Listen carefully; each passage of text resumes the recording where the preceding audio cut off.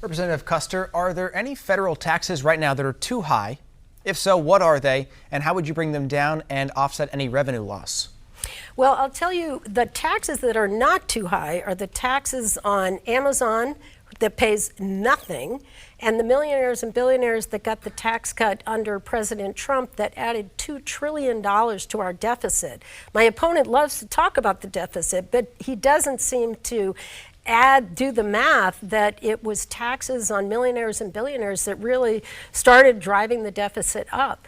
So I want to make sure that these corporations pay their full and fair share of taxes, and that's why I voted for the Inflation Reduction Act, to make sure that that happens. And to be clear, in the remaining time, are there any federal taxes right now that are too high? Not against people over $400,000, absolutely not, but perhaps for people lower than that, yes. Mr. Burns, you've been critical of increased funding for the IRS that was part of the recently passed Inflation Reduction Act.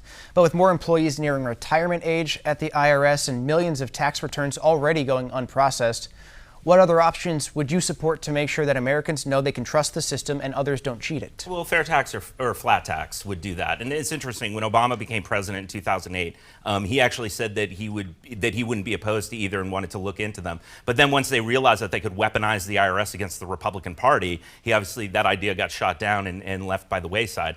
We don't need to collect taxes the way we do. It's totally inefficient. Either having a national sales tax like the fair tax or a flat tax where you fill out one postcard. The problem is, and what Ann Kuster's talking about here, is that, yeah, a lot of millionaires and billionaires and these corporate guys aren't paying taxes, and they have armies of lawyers to make sure that they're not doing it. Not only do they have armies of lawyers, but they have armies of lobbyists that are, of course, giving my opponent hundreds of thousands of dollars and funding her campaign. So I find it a little disingenuous when she talks about these millionaires and billionaires and these corporate PACs that are paying for her campaign. Now, she's going to talk about how the corporate PACs are funded by the employees. I went through one of those corporate PACs the other day, Viatris, the people who were making OxyContin, and everybody there was either like a vice president, a PR, or they were the lobbyist on retainer.